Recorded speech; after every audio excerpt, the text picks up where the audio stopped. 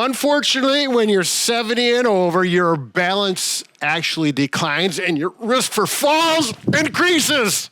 The good news is you can actually help solve this problem by working on your balance, and we're going to show you a no-cost solution you can do in just minutes a day. That's right. They're easy to do, and anybody can do them. We'll show you. Bob and Brad, the two most famous physical therapists on the internet. All right, here we have 7 balance exercises tailored for seniors. Go through all of them. There's some that you may not like so much, and some you're going to say, this is for me. Pick those out and do them daily. So some of these are more balanced, and some of them are kind of a combination of balance and strength. So do them all. Do all 7 of them. And again, did you say reps and time? I wasn't really listening. We're going to give that information on each one. But remember, strength is a component of balance. So everything crosses, everything works together. The yin and the yang. All right. The unison. Okay. First one, what are we doing? Standing on one leg. Yes. Very common one. Mike, now, for most people, we're not going to do this in the open air. You know, some people at this age group may have this, but I'm saying be safe. Have something to hang on to, like Mike. If you're a little wobbly and you think, well, I can't stand on one leg for more than 5 seconds, back up into an open corner. Unclutter it. If you need to get rid of the stuff in the house, it's probably things you don't need anyways.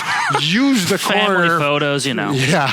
Use the corner for you so that you can improve your balance. And then you can go right, you can go left, you can go back. And if you are really concerned and you may go forward, simply bring up a nice chair, solid one, and put it in front.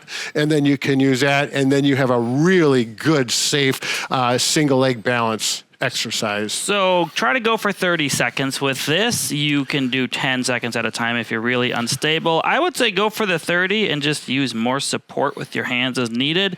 You know, you can do both hands, fingertips, and then nothing as long as you feel safe, and work both sides. Yeah, I really like the fingertip option. You know, if I'm standing here, both hands, it's really easy, but this is really hard. It's amazing what just a couple fingertips will do for your balance here or on the wall like this.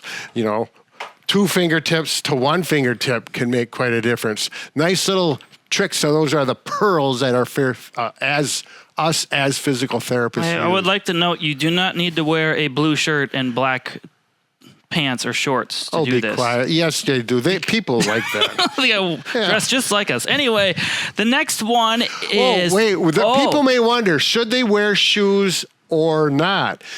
And that's actually one of those things you're going to have to find out for yourself. Try it both ways, because you typically walk with shoes, or sometimes, like in the house, you may walk barefoot. So you may try it with or without and do what you feel is best for you. Number 2 is heel to toe walking. I was getting at it there. So for this, you probably want to hold on to something. You can do it at a countertop at your side. You can hold on to a cane or a stick, whatever you have available. And all you're going to do is work on walking heel to toe in a nice straight line.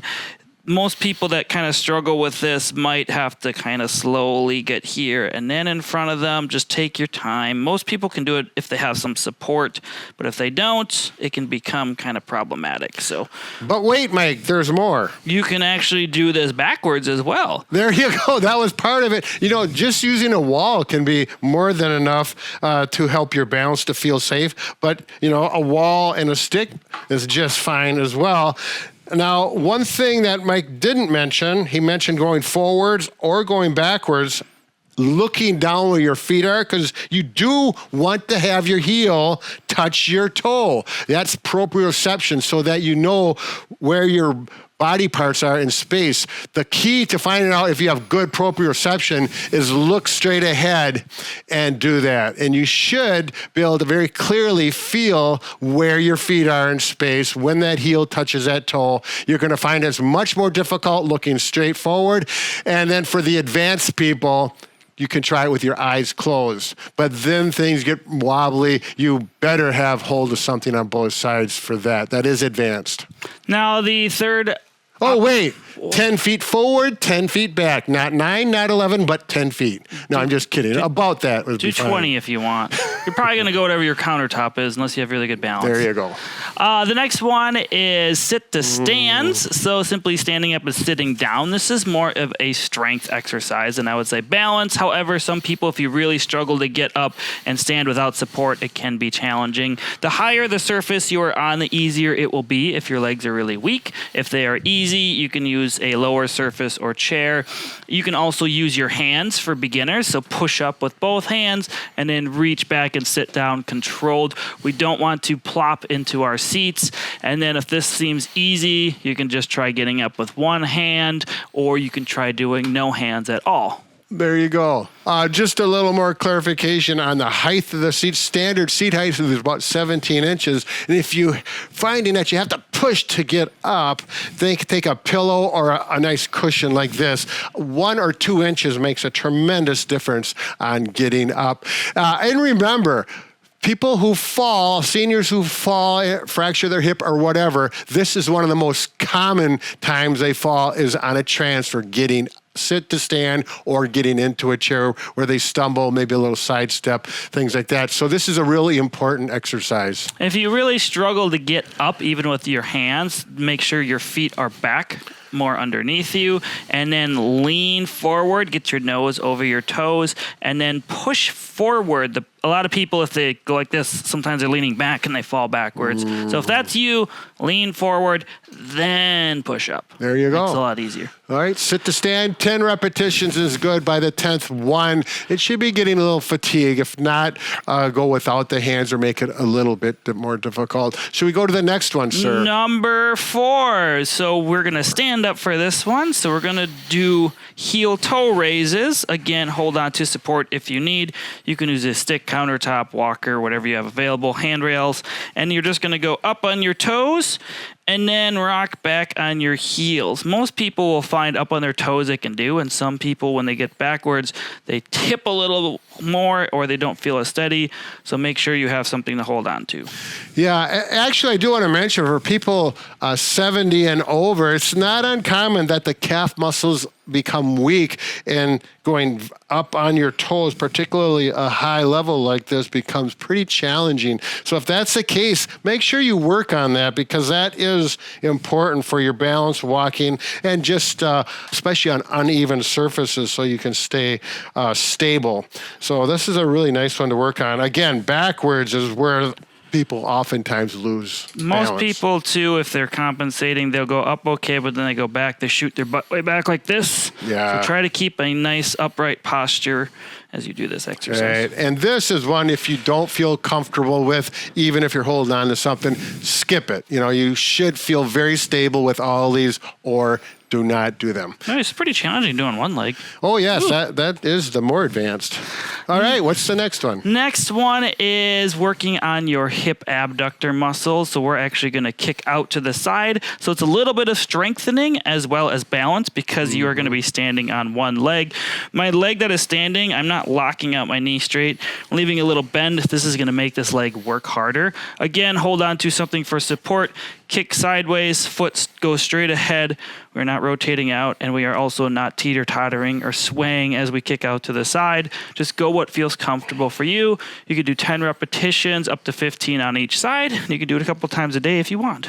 Yeah, that whole comment about the weight bearing of the leg you're standing on, have a slight bend in the knee there. You'll find that makes a difference. It's better for that leg. The joint may be more comfortable, and it makes it a little more challenging. If you find that easy, you can certainly put a cuff weight on your ankle to make it more challenging on both ankles, or you can do a yellow or whatever loop band color you have and put it around your ankles, and that'll make it more challenging if it's too easy. Right. And, you know, if you live in a colder climate like we do in the Minnesota or Wisconsin, you grab a pair of your winter boots and that's usually 1 to 2 pounds, and that's amazing. That little bit will definitely make a difference. Nice, cheap way to add resistance. Number 6 is, I should have stayed standing. It's standing Yes. again. All these are standing. What am I doing?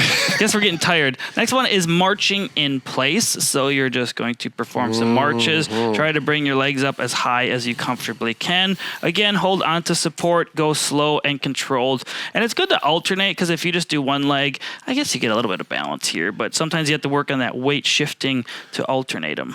And it is more functional. It's like going up and down steps. You get that repetitive alternate motion. One thing I want to mention, if you're holding on to a cupboard in front of you, particularly, it's nice to have a sink, because you can wrap your arms, your fingers around the sink so that you won't fall backwards. But one problem is I've had people where their knees hit the cupboard.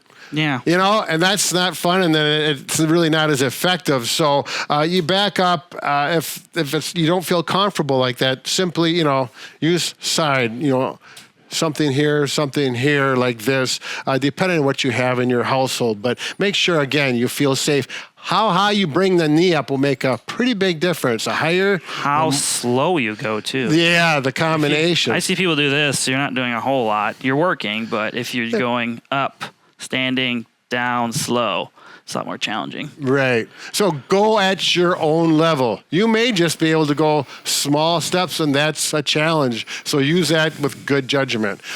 Wow. The last one, maybe we want to set some tape up on the floor. Oh, yeah, get a little visual. We better break. All right, the final one, number 7, a complete number. We're going to go with clock reach. This one takes a little bit of setup. Some of you will look at it and think it's not for me, and if that's the case, that's all right. This is only going to be for certain people. On the floor, probably a hard floor. You could do it on carpet, too. It's going to be harder on carpet, so I'd start with a hard floor. You're going to we use tape. There's a spot here. One there, one there, one there, and one there. The distance is variable between everyone, so just put it about a foot to a foot and a half apart. You'll see once we do it. You could use shelf liner, that sticky stuff that you could put down, and let's put that right here. And that's nice because it doesn't slip. That's why it's shelf liner. Use whatever you'd like. Sometimes if you have spots, you have certain patterns on your hard floor, you may not have to do anything except for use those. So Mike, go ahead, go on there. This is like a clock. This is the center of the clock. This is 12 o'clock, 3 o'clock, 6 o'clock, 9 o'clock. Now what Mike is going to do is with his right foot, he is going to see if he can touch with his right toe 12 o'clock. So if you can't reach this far, I can reach further than this. Yeah, but you're 35. I'm older than that. Anyway, you can just make the circumference a little shorter. Sure. So you can bring it in too as well if you feel unsteady. Yeah. And again, I'm not locking this knee out. I'm letting it bend and making that leg work. And I'm touching, and then I'm coming back to center. Then you can go 3 o'clock. Then you can go 6 o'clock. You have to kind of look behind you for 6 o'clock. And then with 9 o'clock, if you feel unsteady with this is kind of challenging, but you touch behind you. If you really don't like that, you can just switch legs and go there for the side to side this way. And if you find this easy, not very challenging, you can try adding other times in there. So you can just go in between and do the whole around the clock, around the world, some people call the star drill, and you can hit every one. But make sure you do it on both legs, because you're probably going to find your dominant leg is a little bit better than your non-dominant side. Yeah, and if this does feel too challenging and you're not steady, you may just want to take a cane. I would raise the cane up as tall as you can, because on this it just seems to work better. You could do 2 canes or a cane and a stick and work with it that way. That's a nice, safe way to start the first time for sure. Yes, and any activities that we just did, if you are very high level, you think they're all easy, you can certainly get a foam pad or a pillow and do everything just standing on that. It's going to make everything twice as hard. Yeah, and whether you have shoes on or not, again, I talked about will make a difference. So remember, be safe. Pick out 2 or 3 of them. Do them 3 times per day. Maybe if you have 3 of them, each time you do a different one for only 30 seconds to a minute, 3 minutes a day will challenge your balance. You're going to feel better.